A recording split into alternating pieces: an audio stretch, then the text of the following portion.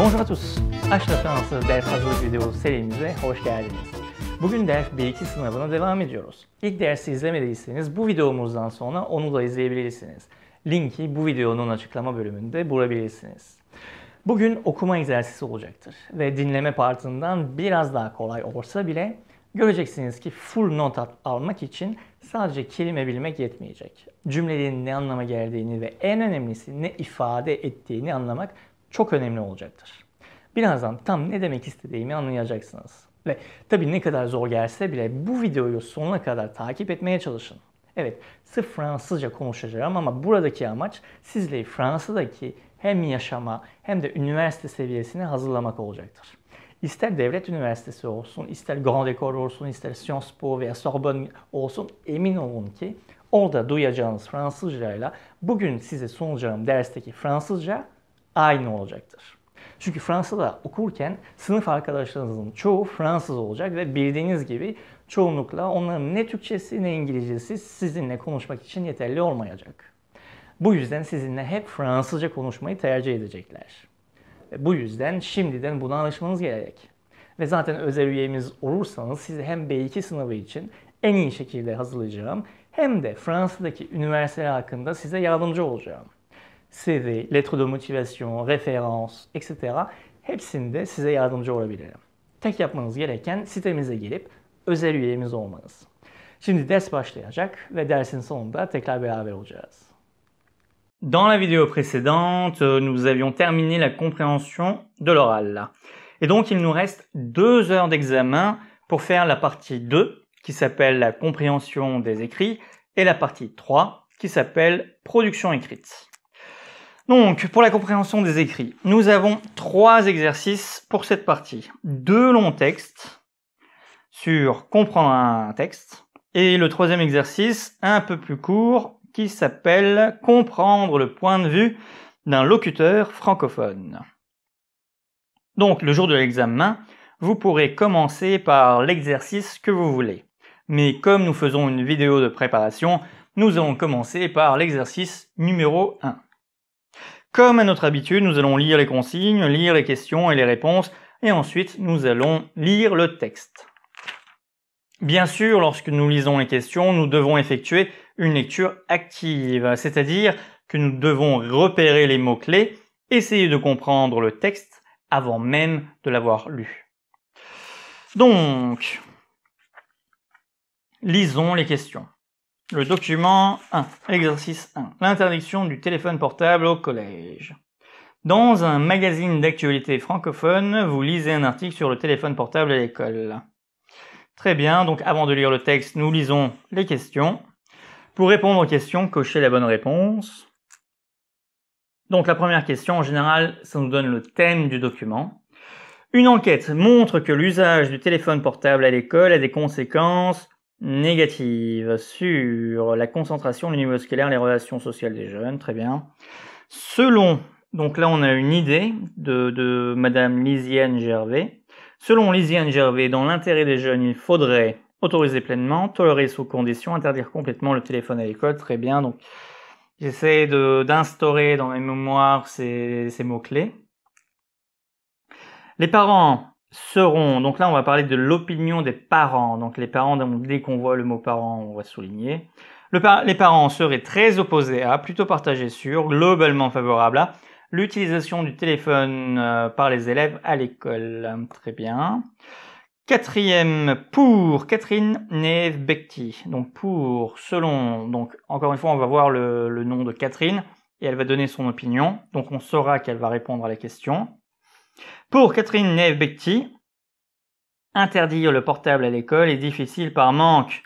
Donc, qu'est-ce qui manque? De personnel, de volonté politique, de moyens matériels.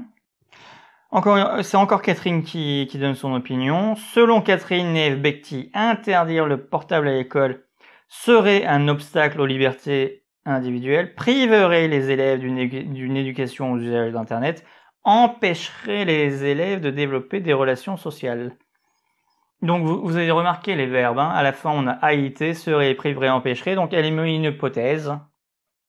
Donc dès qu'on voit qu'elle parle de quelque chose, d'une hypothèse qui serait quelque chose, On sait qu'elle répond à la question 5. Donc, la question 6, pour Catherine Neve-Becti, encore une fois.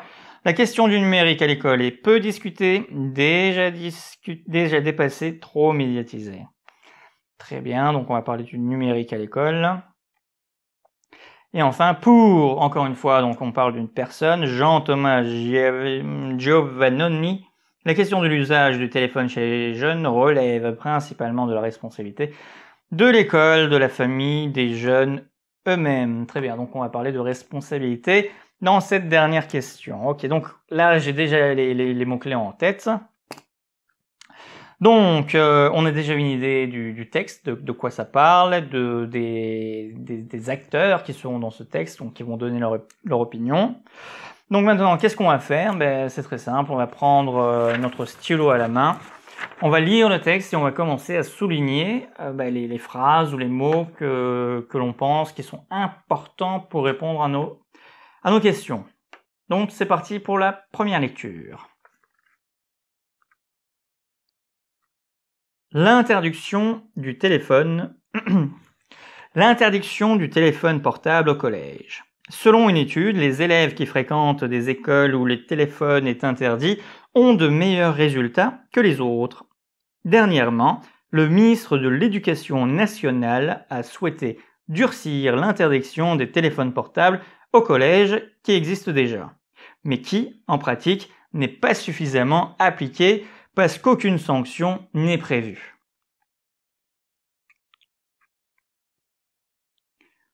On semble oublier que le personnel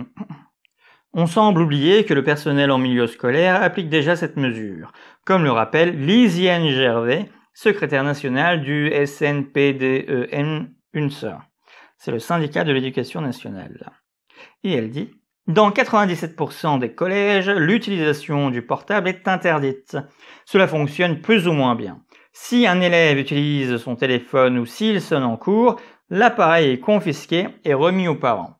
Elle ajoute qu'une interdiction totale est impossible à gérer. Quand on est sur le terrain, on s'en rend bien compte. Très bien. De plus, les élèves ont des téléphones portables au collège car ils sont équipés par leurs parents qui veulent pouvoir joindre leurs enfants après la classe parce que ça les rassure. C'est important. Selon le responsable d'une fédération de parents d'élèves, il y aurait autant de parents favorables à l'interdiction des téléphones portables qu'à leur autorisation. Ça me rappelle une question, ça déjà. C'est pourquoi les modalités de cette interdiction doivent être discutées avec les familles. Catherine Neve-Becti, donc voilà, secrétaire générale du SGEN-CFDT, c'est le syndicat de l'éducation nationale, juge cette nouvelle interdiction inutile. Inutile, très bien. Ajouter de l'interdiction à l'interdiction ne dit pas comment on règle le problème. Tous les collèges ne sont pas équipés de casiers. Ça me rappelle une question aussi. Cela nécessite des équipements et suffisamment de place. L'autre élément est que certains enseignants développent un usage pédagogique des outils numériques. Un autre inconvénient, intéressant, à cette interdiction est le risque de priver les adolescents d'un apprentissage sur l'utilisation raisonnée d'Internet et des réseaux sociaux. Les enseignants font réfléchir leurs élèves quant à l'utilisation du numérique, aux conséquences de ce qu'ils y écrivent, au droit à l'image et au respect de l'autre. Les outils numériques contribuent à la formation des élèves. On aurait préféré une réflexion collective sur la place du numérique à l'école plutôt que de découvrir que le sujet serait à nouveau relancé sans dialogue. Le ministre devrait ouvrir le débat à tous les acteurs de l'école. Pour certains enseignants, le débat dépasse celui de l'école. Je parle des écrans avec les ados, je valorise la lecture des livres, mais le véritable problème, c'est ce qui se passe à la maison. S'inquiète Jean-Thomas Giovannini, professeur d'anglais, qui a lui-même grandi sans télévision. Il faut que les parents apprennent à leurs enfants à garder une distance avec les écrans. Et c'est terminé. Et voilà. Donc, on a souligné les mots importants, ceux qui ont un rapport avec les questions. Donc maintenant, on va regarder les questions et on va trouver rapidement les réponses. Vous allez voir. Donc, première question. Le synonyme d'enquête est une étude. Ici, on parle d'école et de meilleurs résultats. Donc la bonne réponse est B, le niveau scolaire. Et oui, on ne parle pas de concentration ni de relations sociales, on parle de résultats scolaires. Passons à la deuxième question. On avait souligné le nom Lisiane Gervais, donc on va retrouver le paragraphe très rapidement, et le voici. Donc, selon Lisiane Gervais, dans l'intérêt des jeunes, il faudrait autoriser pleinement, tolérer sous conditions, interdire complètement le téléphone à l'école. Bon, c'est une question difficile et je dirais même que c'est une question piège. Donc, qu'est-ce qu'on va faire? C'est, si on n'arrive pas à trouver la bonne réponse dès maintenant, c'est-à-dire très rapidement, ben on va éliminer les mauvaises réponses. Regardez. Est-ce qu'elle dit qu'il faudrait autoriser pleinement les portables? Non, elle ne dit jamais ça, donc on élimine. La réponse A est éliminée. Est-ce qu'elle dit qu'il faudrait tolérer sous conditions? Ben, là, on ne sait pas trop, car quelles conditions? On passe, C. Est-ce qu'elle dit qu'il faudrait interdire complètement? Ah ça c'est non, car elle dit qu'une interdiction totale serait impossible à gérer. Donc par élimination, la seule bonne réponse, donc la réponse qui reste, eh bien c'est la réponse B. On pourrait tolérer sous condition le téléphone à l'école. Et c'est tout. Donc dès qu'on a la bonne réponse, on passe à la troisième question. La troisième question, on parle des parents. Grâce à notre soulignage, on trouve tout de suite le paragraphe, le voici. Et regardez, là, on a les réponses ici. Il y aurait autant de. Autant de. Autant de, ça veut dire que c'est 50-50, c'est 50-50 comme on dit. Donc, ils ne sont pas tous opposés, ils ne sont pas tous favorables, donc ils sont partagés. Donc la bonne réponse est la réponse B. On passe à la quatrième question. Donc, on avait souligné Catherine Neve-Becti, donc on va retrouver le paragraphe. Bon, maintenant, pour Catherine Neve-Becti, interdire le portable à l'école est difficile par manque. Donc ici, ce qu'on va faire, c'est qu'on va reformuler la question. Donc, qu'est-ce qui manque pour interdire le portable? Et regardez ce qu'elle dit. Alors, c'est ici, tous les collèges ne sont pas équipés de casiers. Donc, elle parle de matériel. Un casier, c'est un matériel. Donc, il faudrait des casiers où les enfants pourraient déposer leurs affaires. Donc, ce sont des moyens matériels. Donc, la bonne réponse est la réponse C. On enchaîne maintenant avec la question numéro 5. Donc, on parle encore de Catherine. On reste dans le même paragraphe. Et ici aussi, on peut reformuler l'affirmation. Donc, selon Catherine Neve-Becti, interdire le portable à l'école. Donc, regardez la réponse. Donc, serait, priverait, empêcherait. Très bien. Donc là, quand on parle comme ça, qu'est-ce qu'on dit? Eh bien, on pourrait reformuler sous la forme « Quelles seraient les conséquences d'interdire le portable à l'école ?» Oui, on va reformuler comme ça. Pour Catherine Neve-Becti, quelles seraient les conséquences d'interdire le portable à l'école? Et regardez ce qu'elle dit. Donc, un autre inconvénient, le risque de priver les adolescents d'un apprentissage. Eh oui, priver les adolescents d'un apprentissage sur l'utilisation raisonnée d'Internet et des réseaux sociaux. On parle d'apprentissage, donc on parle d'éducation. Donc la bonne réponse est la réponse B. C'est priverait les élèves d'une éducation aux usages d'Internet. Sixième question, et c'est encore Catherine. Donc pour Catherine Neve-Becti, la question du numérique à l'école est... Donc encore une fois, on regarde le texte et on trouve la place du numérique à l'école. Donc la réponse devrait être ici, ou du moins pas loin. Et on lit, regardez la phrase, c'est réflexion collective. Plus de... Hop.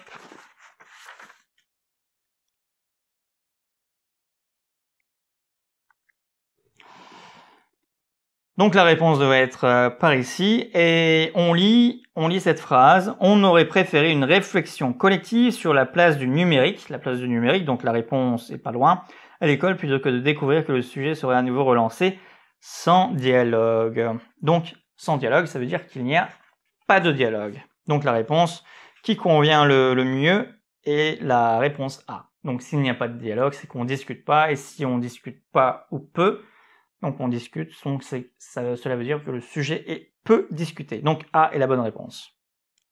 Encore une fois, si je vais vite, s'il y a des choses que vous ne comprenez pas, s'il y a des choses où vous n'êtes pas d'accord, n'hésitez pas à écrire vos remarques en commentaire ou alors à nous envoyer un mail.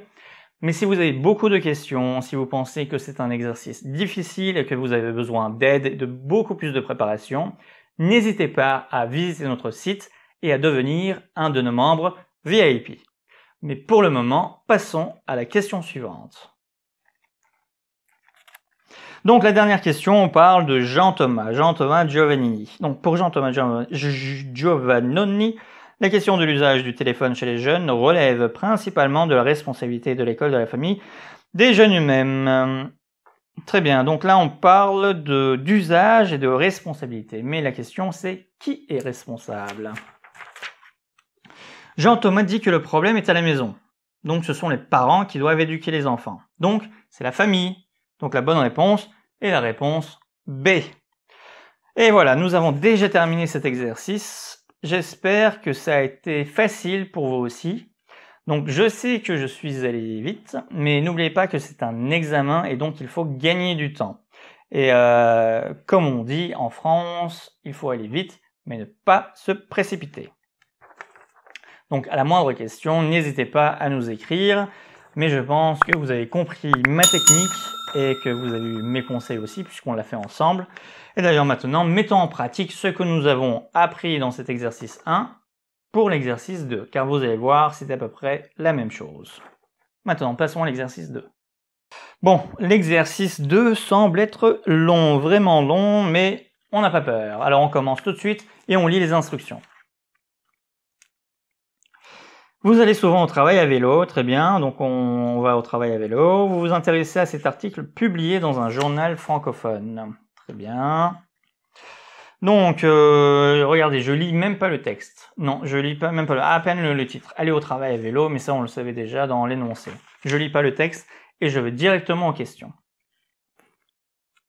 Donc, regardez, il y a 7 questions et c'est encore un QCM, donc c'est très bien.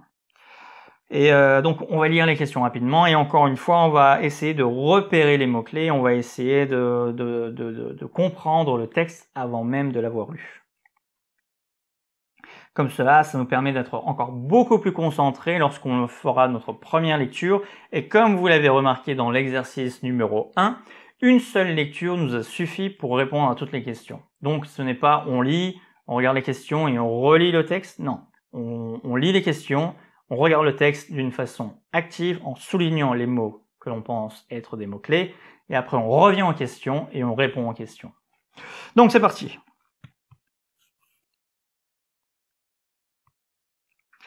L'indemnité kilométrique pour le vélo est financée par les mairies, les entreprises, le gouvernement. Ok. Donc là, dans ce deuxième exercice, je vais vous donner une autre astuce que vous pouvez adopter ou non. C'est votre choix. Par exemple, dans cet exercice, ce que l'on peut faire, c'est que l'on peut reformuler les affirmations pour les rendre sous forme de questions afin qu'elles soient beaucoup plus percutantes dans notre esprit. Et comme ça, quand on lit le texte, on sait, ah, on a répondu à cette question déjà. Donc on sera beaucoup plus dans le texte avec cette méthode. Mais encore une fois, c'est à vous de choisir si vous voulez l'adopter ou non. Mais essayons quand même. Donc, l'indemnité kilométrique pour le vélo est financée par les mairies, les entreprises, le gouvernement. Donc là, la question, c'est facile, c'est par qui est financée l'indemnité kilométrique? Est-ce que c'est par les mairies, les entreprises ou le gouvernement? Très bien, pour Olivier Schneider, l'indemnité offerte aux usagers du vélo va réduire considérablement l'utilisation des, donner au vélo une place comparable au, rendre le vélo plus avantageux financièrement que les autres modes de transport. Donc là, la question que l'on peut se poser, c'est que va faire l'indemnité offerte aux usagers du vélo aux autres modes de transport? Très bien, la question numéro 3. D'après le texte, l'indemnité kilométrique pour le vélo est encore peu pratiquée car elle est. Donc là, la question c'est pourquoi l'indemnité kilométrique par le vélo est encore peu pratiquée? Est-ce que c'est parce qu'elle est facultative, elle est peu connue ou elle est mal financée? Question numéro 4. Dans les entreprises qui la mettent en place, l'indemnité kilométrique pour le vélo a des effets. Donc là encore, une fois, on reformule. On peut se demander comment sont les effets de cette indemnité kilométrique dans les entreprises. Donc les effets sont positifs, modérés ou décevants. Question numéro 5. Le moyen de transport le plus efficace pour se rendre au travail en ville serait actuellement le vélo, la voiture, les transports en commun. Donc actuellement, quel est le moyen de transport le plus efficace pour se rendre au travail? Est-ce que c'est le vélo, la voiture ou les transports en commun? Selon le député, l'usage du vélo permettrait aux employés d'être... Donc, que permet l'usage du vélo aux employés selon le député? Donc, est-ce que ça permet d'être plus ponctuel, plus productif ou plus coopératif? Donc, que permet cet usage? Et enfin, la dernière question, selon Olivier Schneider, les cyclistes attendent aujourd'hui. Donc la question c'est, qu'attendent les cyclistes aujourd'hui? Donc voilà, vous voyez, nous avons créé des questions pour chaque énoncé. Nous avons les questions en tête et on va pouvoir faire une première lecture efficace du texte. Maintenant, prenez votre stylo en main et soyez prêts à souligner les mots importants. C'est parti. Aller au travail à vélo. C'est une question, donc on va utiliser l'intonation. Aller au travail à vélo. Il faut arrêter de considérer que le vélo est un sujet mineur. L'appel est de la ministre des Transports lors d'un congrès sur les transports non polluants. À cette occasion a été annoncé un grand plan vélo destiné à faire décoller enfin ce mode de transport, notamment grâce à l'indemnité kilométrique. Ce dispositif autorise l'employeur à dédommager ses salariés se rendant au travail à vélo, environ 0,25 € par kilomètre parcouru. Là, nous avons un astérix, donc dédommager, ça veut dire offrir une compensation. Très bien. Une indemnité versée aux cyclistes utilisant leur vélo pour se rendre au travail permet de réduire le coût d'achat du vélo et de participer aux frais d'entretien, précise Olivier Schneider, président de la FUB, la Fédération française des usagers de la bicyclette, qui invite à ne pas voir le dispositif comme un privilège donné aux cyclistes, mais comme une façon de mettre le vélo sur un pied d'égalité avec les autres modes de transport. Tiens, ça me rappelle quelque chose. L'employeur a en effet déjà l'obligation de prendre en charge la moitié de l'abonnement au transport en commun de ses salariés. Il a également la possibilité de verser des indemnités kilométriques à ceux qui utilisent leur véhicule personnel pour se rendre au travail. Le problème, c'est que cette indemnité vélo n'est pas obligatoire et que moins de 1% des actifs français travaillent pour une structure qui la propose à ses employés. Pointe un rapport d'association. Car là où elle est appliquée, cette indemnité a produit d'excellents résultats. Elle entraîne dans l'entreprise ou la collectivité une augmentation de la part prise par le vélo dans les différents modes de transport de 125% après un an. Affirmé récemment l'ADEME. L'ADEME, c'est l'Agence de l'environnement et de la maîtrise de l'énergie. Cette indemnité devrait être obligatoire dans toutes les entreprises et collectivités où des salariés la demandent, explique Johan Rouillac, président d'un groupe de travail sur le vélo. Il y a là rien d'impossible, estime un député. 75% des déplacements domicile-travail font aujourd'hui moins de 5 km et 70% de ces trajets sont faits aujourd'hui en voiture. Pourtant, sur cette distance, le vélo est le mode de transport le plus performant en milieu urbain et semi-urbain. Le député invite également à prendre en considération les nombreux avantages du vélo sur l'écologie et ses bienfaits sur la santé des salariés qui sont plus en forme. Ça me rappelle aussi une question. Ainsi, il gagne en efficacité et l'employeur en profite. Tiens, on répond aux questions en ce moment. Une étude récente montre cependant que les cyclistes sont d'abord demandeurs de plus de sécurité de stationnement vélo aux abords des gares en particulier. Très bien, intéressant. La prise en compte de ces exigences nécessitera de construire de nouvelles... Je recommence parce qu'on a une réponse à la question ici aussi.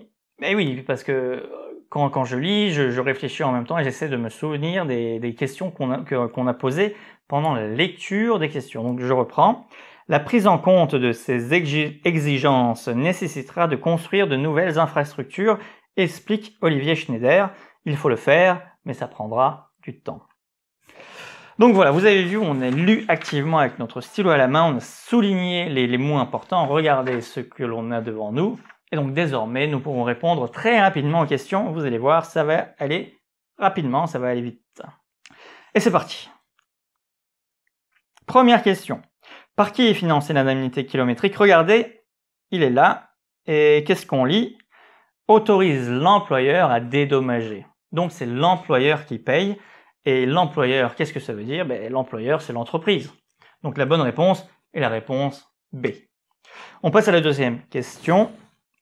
Donc Olivier Schneider, nous avions souligné le nom, donc il sera facile à retrouver. Et là, on parle des autres modes de transport. Et regardez ce qu'il dit. Mettre le vélo sur un pied d'égalité avec les autres modes de transport. L'expression mettre sur un pied d'égalité veut dire qu'on les met sur le même niveau. Donc, on ne les réduit pas, on ne rend pas le vélo plus avantageux non plus. Donc, on donne au vélo une place égale. Pareil que les autres modes de transport. Donc, si on donne une place égale, c'est donc une place comparable. La bonne réponse est la réponse B. Passons à la troisième question. Pourquoi l'indemnité kilométrique pour le vélo est-elle peu pratiquée? Donc, oui, c'est peu pratiqué, parce qu'on dit est encore peu pratiqué. Donc, on parle d'un problème ici. Et problème, regardez, on avait souligné ce mot problème. Le problème, c'est que cette indemnité vélo n'est pas obligatoire. Vous avez entendu? Donc, quand c'est pas obligatoire, est-ce que c'est parce que c'est peu connu? Non, aucun rapport. Est-ce qu'on parle de finances ici? Pas tellement non plus. Donc, il nous reste facultative. Et oui, quand c'est pas obligatoire, on dit que c'est facultatif. Et oui, vous avez vu la méthode ici. C'est-à-dire que même si vous ne connaissez pas le mot facultative, en éliminant les mauvaises réponses, eh bien, vous trouverez la bonne réponse. Passons à la question numéro 4. On parle des effets dans les entreprises qui la mettent en place, qui la mettent en pratique. Donc, et regardez cette phrase. Car là où elle est appliquée, et regardez la suite, produit d'excellents résultats. Donc, si c'est excellent, c'est positif. Donc, cinquième question. Quel est le moyen de transport le plus efficace pour se rendre au travail? Trouvons les mots-clés dans le texte. Regardez, on parle d'efficacité et dans le texte, nous avons un synonyme qui est performant. Et il dit que c'est le vélo, le mode de transport le plus performant en milieu urbain et semi-urbain.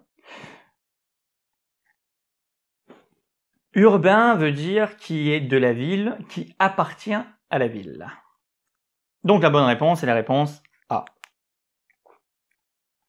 Sixième question. On parle du député des employés. Est-ce que le député a dit que les employés sont plus ponctuels, plus productifs ou coopératifs avec le vélo? Et nous avons remarqué que les questions sont dans l'ordre du texte. Ainsi, nous savons que la réponse est dans la suite de la réponse précédente. Donc on continue notre lecture et on voit le mot député ici. Et il parle des avantages. Il dit que les salariés sont plus en forme et gagnent en efficacité. Donc on élimine ponctuel et coopératif et forcément la bonne réponse est la réponse B, c'est-à-dire plus productif. Et voilà la dernière question. Qu'attendent les cyclistes aujourd'hui selon Olivier?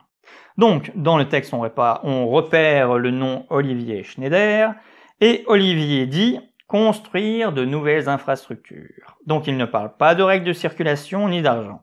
Le synonyme d'infrastructure en France, c'est installation. Et donc, la bonne réponse est la réponse C, des installations plus adaptées au vélo. Et voilà, l'exercice 2 est maintenant terminé et normalement, nous avons obtenu les 9 points. Encore une fois, si vous pensez que je vais trop vite, si vous pensez que c'est trop compliqué, si vous pensez que vous n'y arriverez jamais, n'hésitez pas à nous écrire, à prendre contact avec nous, je vous aiderai avec plaisir. Mais si vous pensez que tout va bien, qu'on fait un travail formidable, eh bien n'hésitez pas de laisser un like sous la vidéo et de nous laisser un commentaire sympa que je lirai avec plaisir.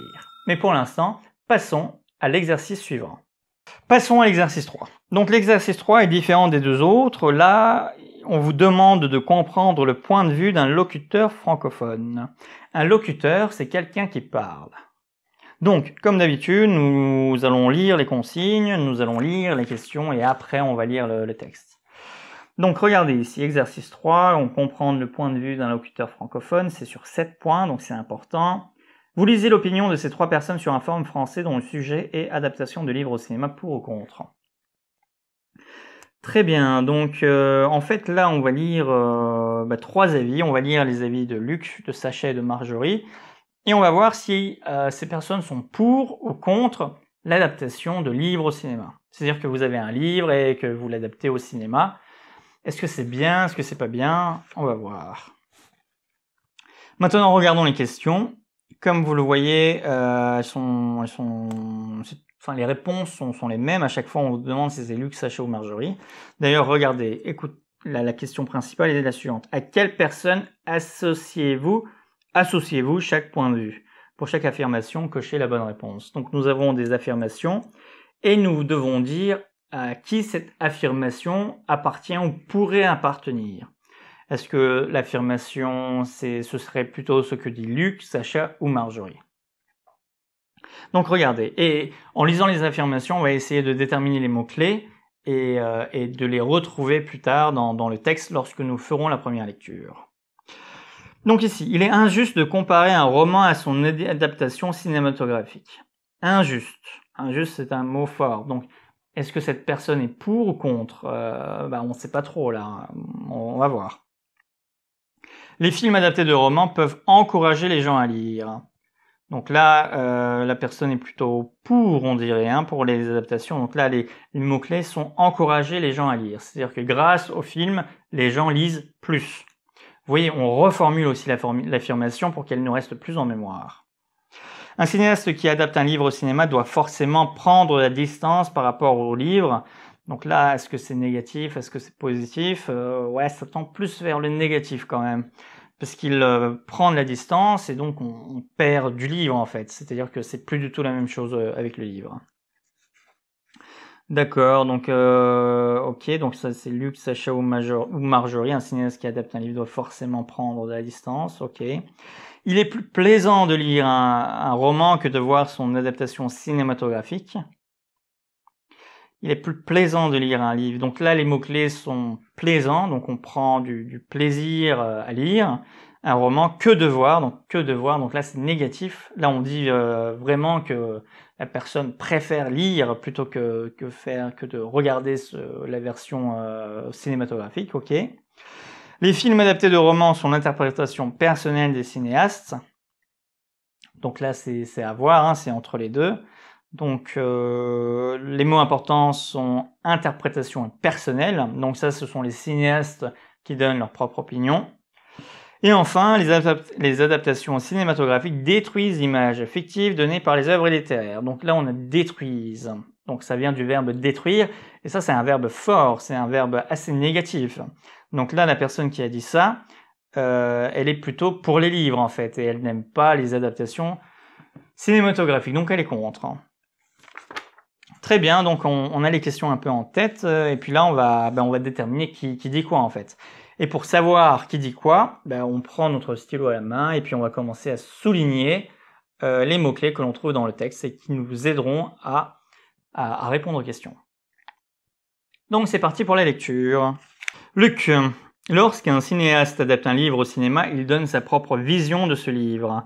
Cela peut être perçu comme étant très réducteur. Mais cette vision peut aussi être très différente de celle que nous nous étions faites pendant notre lecture. Elle peut donc nous ouvrir à d'autres réflexions et finalement devenir très enrichissante. De plus, je dirais que l'adaptation cinématographique peut donner envie de lire le livre à des gens qui ne s'intéressent pas à la lecture d'habitude. Contrairement aux personnes qui vont au cinéma pour voir l'adaptation de leur roman préféré, moi je fais l'inverse. La plupart des livres que je lis aujourd'hui, je les ai découverts à travers les films que j'ai beaucoup aimé au cinéma. Très bien, donc là c'est un point de vue intéressant. Cette personne n'est ni pour ni contre, en fait, elle est entre les deux. Donc elle dit que les cinéastes donnent leur propre avis, donc mettent leur propre vision qui peut être différente du livre, mais en même temps elle dit que les films peuvent donner envie de lire le livre dont est adapté, qui est adapté au cinéma, pardon. et qui pourrait ouvrir à d'autres réflexions. Donc c'est ni chaud ni froid, c'est ni pour ni contre, il y a du pour, il y a du contre. Intéressant. Passons maintenant à Sacha. Mais si on adore un livre, il faut, je pense, accepter que certains passages du livre soient coupés ou modifiés, car le travail d'écriture est complètement différent du travail d'adaptation cinématographique. En effet, il y a des éléments qu'on ne pourrait pas mettre dans un film pour des questions techniques. Et puis, que faut-il juger? Un film par rapport au livre ou tout simplement le film pour ce qu'il est? Le but d'une adaptation est d'en faire quelque chose de différent. Pour ma part, je préfère parfois voir des changements que de voir de simples copier-coller qui respectent trop les livres mais qui au final rendent le film inintéressant, sans originalité. Très bien, donc cette personne est plutôt pour. Oui, cette personne est plutôt pour, hein. Car elle accepte, elle dit que oui, c'est bien qu'il y ait des différences avec le livre, que c'est bien qu'il y ait sa propre interprétation, et qu'il faut que le film reste intéressant. Très bien, donc cette personne est plutôt pour. Donc on passe à Marjorie. Marjorie, qu'est-ce qu'elle dit? Je n'aime pas trop quand j'apprends qu'un livre que j'ai adoré se retrouvera au cinéma. J'ai l'impression de perdre le monde imaginaire que je me suis créé. Selon moi, une adaptation a beaucoup plus de chances de nous décevoir que de nous plaire. On peut donner plein d'exemples. Détails du livre éliminés dans le film, changements concernant l'intrigue, acteurs qui ne correspondent pas à l'image des personnages qu'on s'était faite pendant la lecture. Et à chaque fois, je suis déçu. Je n'arrête pas de critiquer les différences entre le livre et le film. Et puis, dans l'adaptation cinématographique, l'histoire dure beaucoup moins longtemps que dans le roman. Rien ne vaut un bon livre. Très bien, eh bien, on va commencer avec la première question. Donc, c'est parti, on n'a pas de temps à perdre, c'est un examen. La première question parle d'injustice. Donc, il ne faut pas comparer un film à son roman. Donc, c'est quelqu'un qui est pour l'adaptation. Et il me semble que c'est Sacha qui en parle. Regardez. Elle dit, il faut... Regardez, elle dit, il faut, je pense, accepter que certains passages du livre soient coupés ou modifiés. Car le travail d'écriture est complètement différent du travail d'adaptation cinématographique.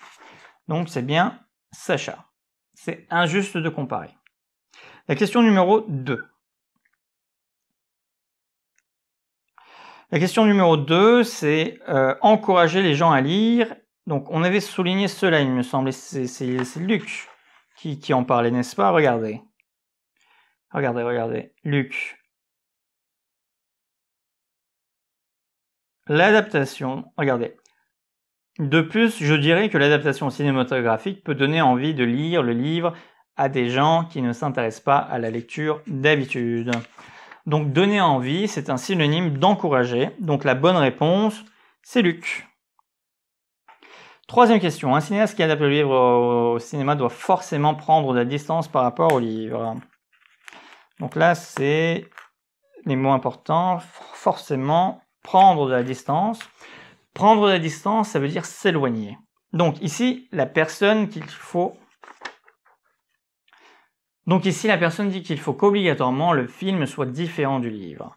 Donc cette personne défend l'adaptation au cinéma. Donc elle est pour. Et c'est Sacha qui était pour.